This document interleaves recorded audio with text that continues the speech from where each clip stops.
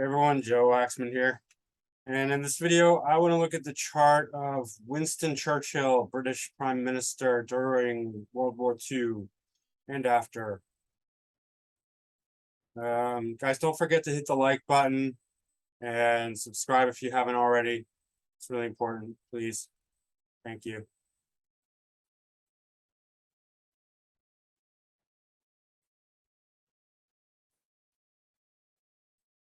Okay. So, Winston Churchill, he's a sad son in the third house. Venus is also in the third house. It's pretty wide. So that's good for Venus because it's not being damaged by the sun. They say 15 degrees and it is approximately 15 degrees. So that's a good distance away from the sun.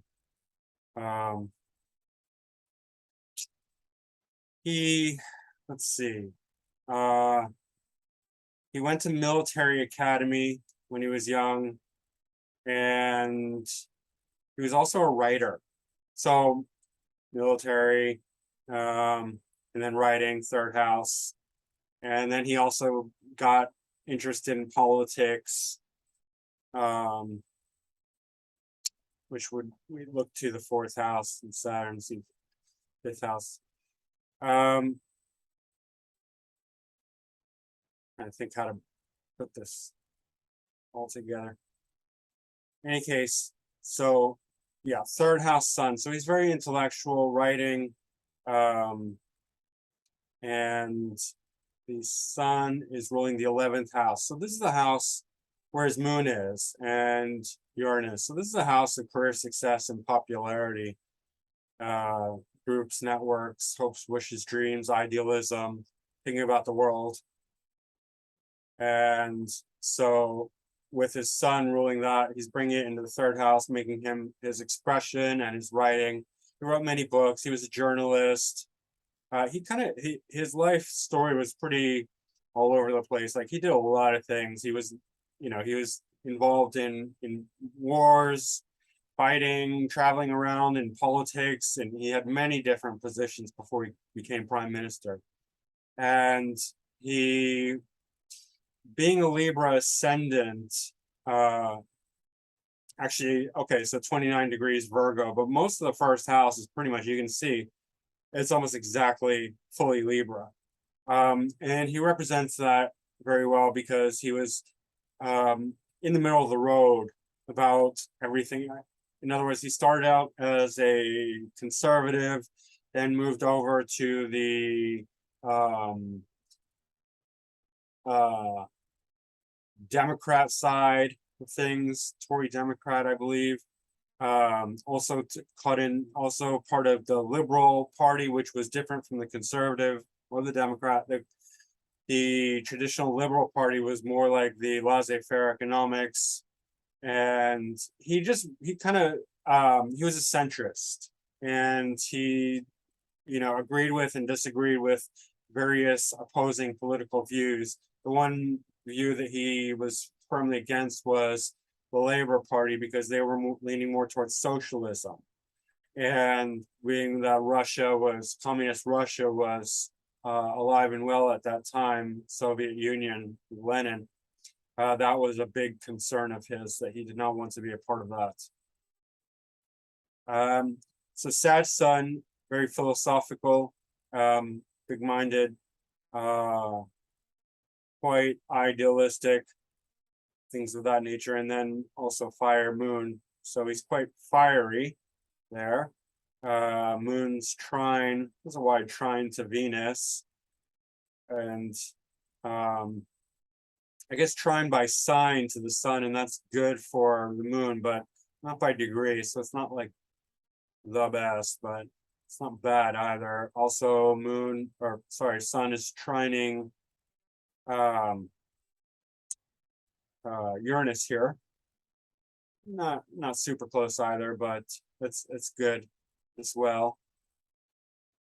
And the planet's in the 11th house. This is going to definitely help with his popularity, which he was quite popular. generally speaking. Uranus is going to be kind of polarizing, sudden popularity, sudden career success, sudden gains in that area, both positively and potentially negatively.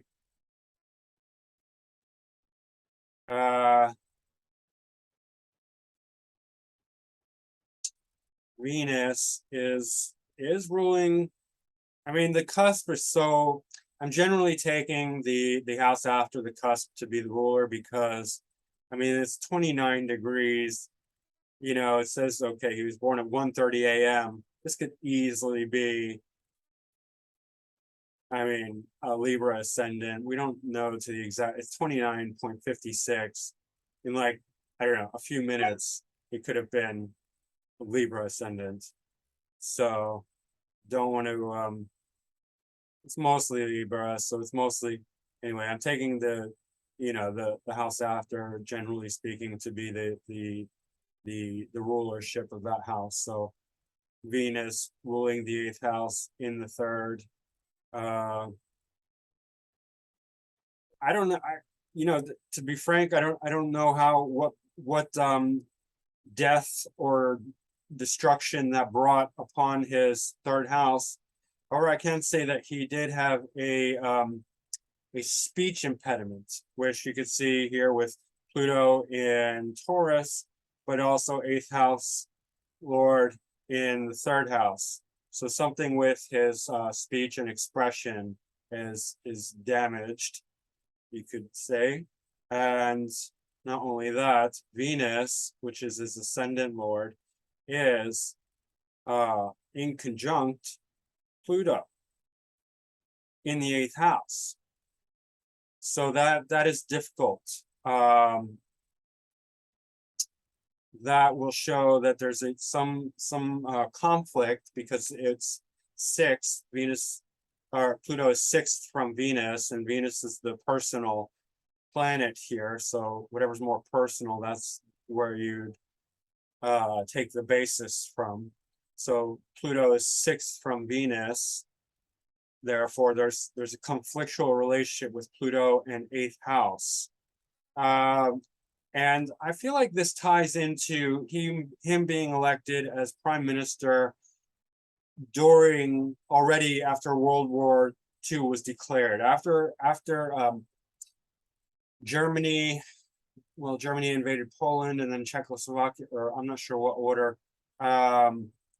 But England declared war on Germany, and I think the prime minister at that time was Neville Chamberlain, and Neville Chamberlain was, just from what I read, was briefly he wanted to appease the Germans and Mussolini. He wasn't strong enough, and Churchill, who was already involved in politics and various high positions, was very outspoken against the German aggression, and really not only was outspoken, he was a great writer and speaker, very inspirational. And this is something that is often the case with Libra ascendants, because Aries is in the 7th house, and so Aries becomes very inspirational because it's that Aries has the spark. We need the spark to light the fire, and Aries that's one of Aries' biggest strengths, is that ability to initiate passion, initiate motivation, initiate inspiration in others, especially in the 7th house. That's why Libra ascendant is quite a powerful ascendant for those who want to be public speakers, right?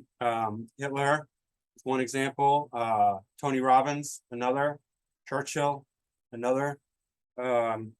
That Aries in the 7th house can really get to people powerfully, right? And so he was outspoken. He was speaking against the aggression from Hitler, and so the Parliament, or the British government, voted no confidence on Chamberlain and elected Churchill as a prime minister.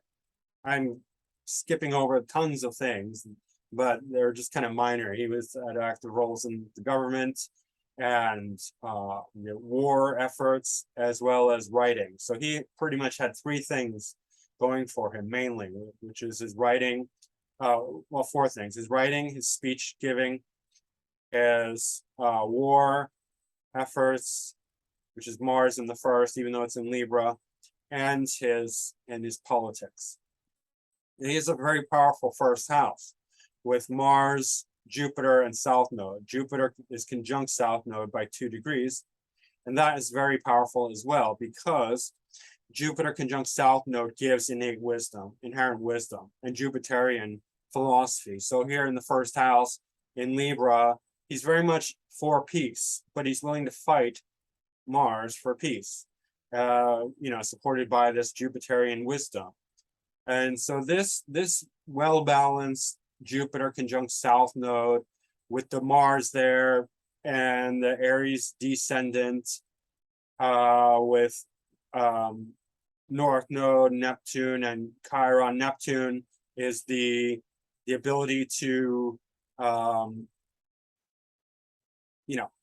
many things, but the ability to act, for one thing, the alter ego, the ability to perform, the ability to be on stage and give inspirational speeches, even if he's putting on a mask of some sort. That's kind of natural for Neptune in the seventh house, or conjunct the North Node especially. Chiron is also here. Chiron being the wounded reject, the outcast, the social outcast. Somehow, I guess, when you hear him speak, if you listen to him speak, there is a bit of like he has a lot of character, right? He's not a cardboard cutout. He's extremely unique and different and unusual, and a bit like, and he doesn't speak very clearly. He kind of sounds like a British bulldog, but a very likable British bulldog, and a very intelligent British bulldog, and a very inspiring British bulldog. So there is this quality of Chiron here, this bit unusual, kind of oddball, but very likable at the same time. And Chiron also can, seventh house also denotes what we attract in others, but I don't know much about his wife, as far, maybe she was a Chironic, Neptunian, North Nodian character as well. But yeah, South Node conjunct Jupiter can also really damage Jupiter, which can lead to depression, because a damaged Jupiter will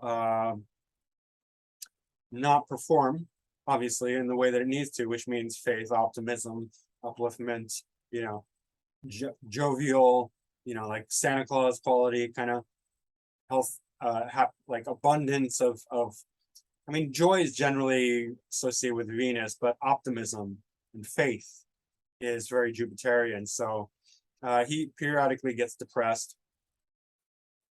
And he's also not religious, because South Node is sucking all the juice out of Jupiter. But again, bringing in a lot of wisdom, natal inherent wisdom. South Node Jupiter just knows. It just knows. I have South Node Jupiter, and I just know things, like I do. Call it whatever you want. That's what it means. It's also influencing this Mars here. So he's getting a double influence of Jupiter and Mars. Hitler, by the way, his opponent had, I think it's South Node Jupiter and Moon all conjunct in Capricorn. So you can see that, the difference. Here's Hitler, a leader of, in a Capricornian fashion, also Aries, Libra ascendant with Aries in the seventh house. So his speeches were all very similar as well, but far more fiery. Like Hitler was far more angry and fiery, and then he had this leadership, this natal inherent Jupiter Moon, South Node. I hesitate to say wisdom, but it was because it was in Capricorn, so wisdom turned on its head. Moon and Jupiter. Anyway, that's Hitler. But So you can see the difference here. South node Jupiter, Mars in the first house in Libra. So he's much more level-headed, Libra, fighting for peace. And his speeches really reflect that. Mercury's in the second house, so again, speeches, voice. Second house is also food, so anytime there's second house influence, there can be issues not only with food but drink, indulgence. And he was an alcoholic, so that is very scorpionic. Or I don't know, there might have been dispute that some people say he drank heavily. I don't know. That's what some people say. Try not to say but I guess I still do. Mercury is in conjunct Chiron, and that also is going to influence his not only his speech, remember speech impediment, but his eating habits. He's a big guy, and drinking habits and smoking habits.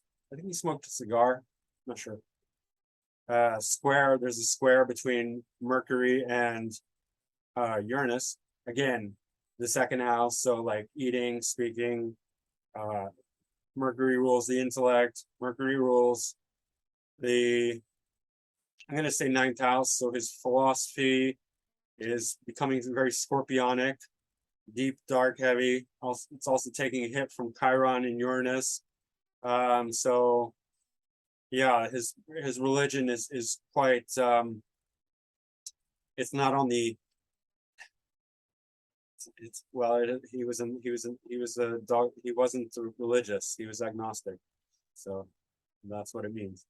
Mercury is also ruling the 12th house, calling it the 12th. You could call it the ascendant lord if you want. I think it makes more sense that Venus is. That's my personal opinion. Or maybe you could say it's both. That's fine too. In any case, he's taking a hit here with Chiron and Uranus. Uranus is sudden shocks and events. And, you know, perhaps we could relate this to his sudden rise to prominence during World War II because it's from the 11th house. And that would indicate popularity.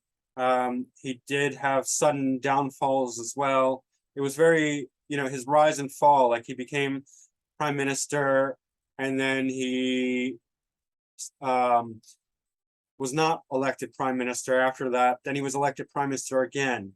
That's very much Uranian influence, right? So that's interesting.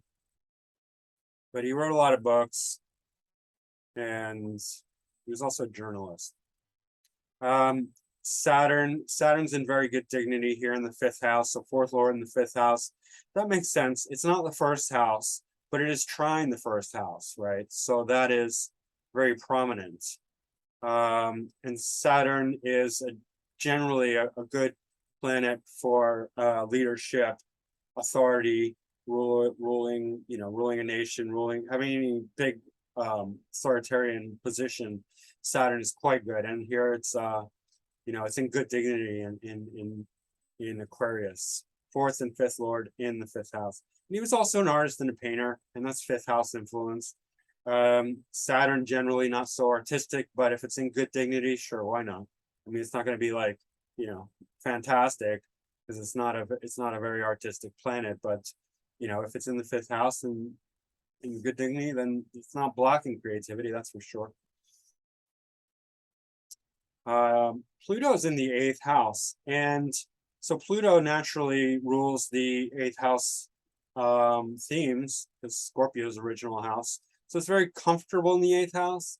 It doesn't produce like a fantastic 8th house because Pluto is Pluto. So there's something very deep, dark, and heavy regarding his life, his destiny. And I relate this to his involvement with war and World War II, especially, being that he has to deal with in a very, I mean, being the leader, being the prime minister of a nation, and you're responsible for what happens. If people die under your watch, that's very heavy karmic weight on his soul, right? And so he's dealing with these super heavy, intense, serious issues. You're not going to be prime minister during war fighting Nazis unless you have the capability within you to handle that, unless it's your destiny, right? Unless you have a match, energetic resonant match within yourself.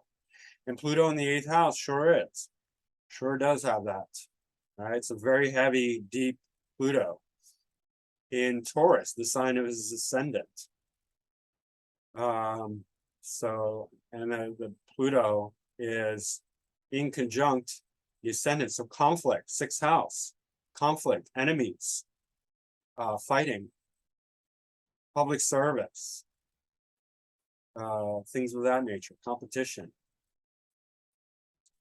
Right. So I think that's all very fitting. From the 3rd house of intellect, he wrote so many books. And I just want to pull up the Wikipedia. Before I do that,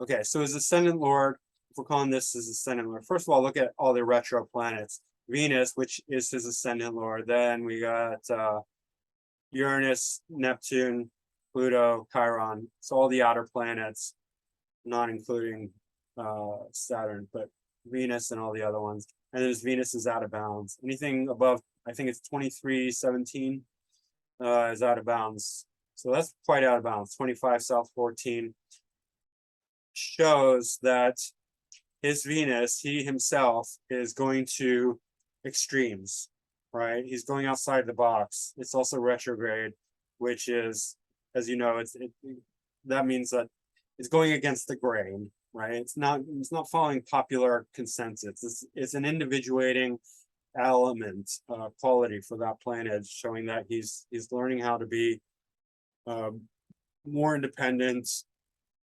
more thinking for himself, and not afraid to go against the grain of things. It's also Venus, so which shows his beauty, his style, his aesthetics, things of that nature. And that would also play into his writing. Anyway. So yeah, he's going out of bounds. He's retrograde, going out of bounds. So he's willing to go farther than others, to stand out from the crowd, to be different. And that's significant. Let me pull up the Wikipedia because I want to demonstrate just what this means, that with all this, Aries 7th house and everything that I've talked about already. I would say to the house that I have nothing to offer but blood, toil, tears, and sweat. We have before us an ordeal of the most grievous kind. You ask, what is our policy? I will say it is to wage war by sea, land, and air, with all our might, and with all the strength that God can give us. To wage war against a monstrous tyranny never surpassed in the dark, lamentable catalog of human crime. That is our policy. You ask, what is our aim? I can answer in one word. It is victory. Victory at all costs. Victory in spite of all terror. Victory, however long and hard the road may be. For without victory, there is no survival. I mean, that's pretty powerful. That's pretty strong. And I want to read one more, and that's it. We shall go on to we shall go on to the end. We shall fight in France. We shall fight on the seas and oceans. We shall fight with growing confidence and growing strength in the air. We shall defend our island, whatever the cost may be. We shall fight on the beaches. We shall fight on the landing grounds. We shall fight in the fields and in the streets. We shall fight in the hills. We shall never surrender. And even if, which I do not for a moment believe, this island or a large part of it were subjugated and starving, then our empire beyond the seas, armed and guarded by the British fleet, would carry on the struggle until, in God's good time, the new world, not the New World Order, but the new world, with all its power and might, steps forth to rescue and the liberation of the old. pretty cool, pretty inspirational, and that has everything to do with all that I said. You know, this Aries seventh house, North Node, North Node and Neptune. Chiron is just adding, making him unique, really, making him a character, which he was. And then the South Node, Jupiter and Mars in the first house. And then the second and third house emphasis, that's really prominent. And here's his popularity and career success, things of that nature.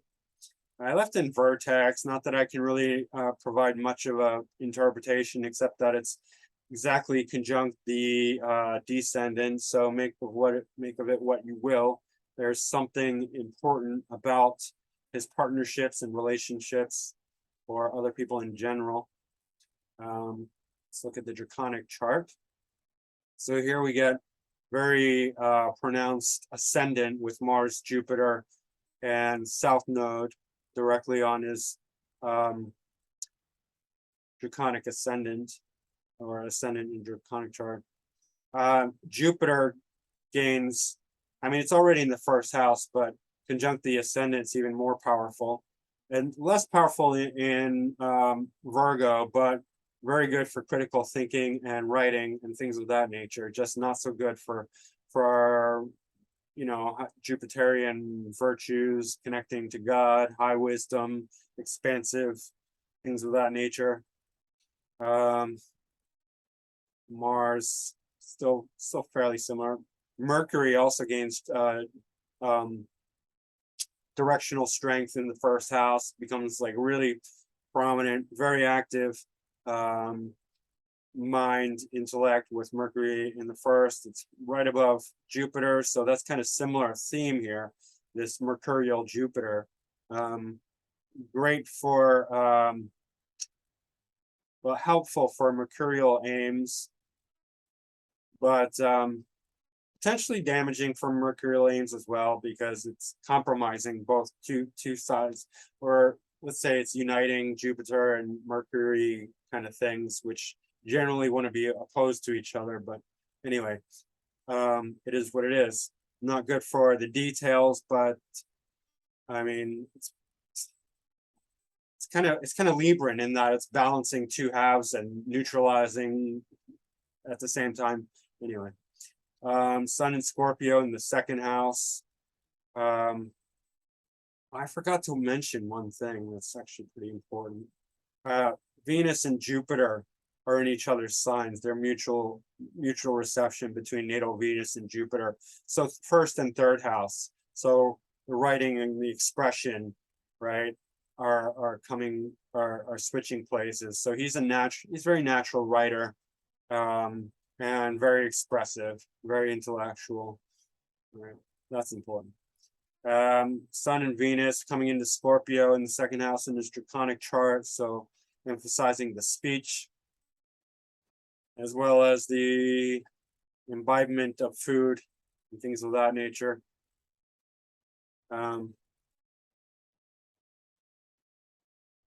Saturn in Capricorn in the fourth. I mean, that's prominent for a politician, right? Just reinforcing that whole thing.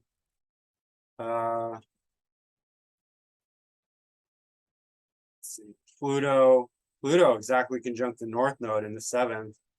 I mean, talk about, you know, Pluto is so powerful. It really has the ability to control other people. It's not just the desire or the will to control others. It also has the power, the ability to control others. So here he's becoming, even though it's draconic and it's more subtle, it's not like actually in the natal, there's still that influence, that ability to control others, manipulate, sway over, like a hypnotist almost, having that really deep psychological control and manipulation over others, as well as it shows injury and it shows deep transformative necessity, but also resistance, painful resistance. It's kind of like a deep wound that needs to be healed, that also has a lot of power attached to it, you know. So there's a lot of different elements that you can take away from the Pluto position. Right. Neptune is pretty much the same. It's just further, both in Aries. Just gonna skip over some of these. It's less relevant. Yeah, I mean, these are just kind of redundant. I mean, Uranus in the 10th. Okay, well, sudden rise. But anyway, that's that. Let's just take a quick look at the nodes. I'm not gonna belabor this, but just want to point out anything. So we can see a heavy emphasis on the second and third house again. Mercury is conjunct the north node of Venus. That's great for writing and speaking. I mean, the south node of Mercury is surrounding the sun with the south node of Venus, the south node of Uranus, the north node of Mercury, and then Venus itself. And that's all prominent for writing, expression, communication, intellect, things of that nature. South node of Neptune is conjunct Saturn. Also, that would help with his creativity, which he was good at, or he liked, with the writing as well. I mean, writing, I don't think it was, he did a fictional writing, so he did delve into the more creative side of things. And I think he also tried to, like to paint as well. So he wasn't just this, politician, army guy. He was also an artist, and you can see some of that there. North node of Mars in Aries in the 7th house. That's very prominent, even though Mars is not great in the 7th house, especially for personal relationships. This probably helps out his warrior spirit, as well as his speech giving inspiration, toward others. What else? North node of Neptune conjunct Uranus. I mean, this is just, it's a creative, this is a creative north node, and it probably helps his popularity as well. So that's just a brief rundown of the nodes. And that's pretty much it. Yeah, he's got this strong, this Venusian Jupiter mutual reception, and that's quite strong because Venus is the ascendant lord, and these are both benefics, Venus and Jupiter. So very, very good for the intellect and for writing and expression, and just in general courage. Also, 3rd house. So, all right, that's it for Winston Churchill, and hope you found this interesting. Hit the like button, guys. Subscribe if you haven't already. Share it if you like.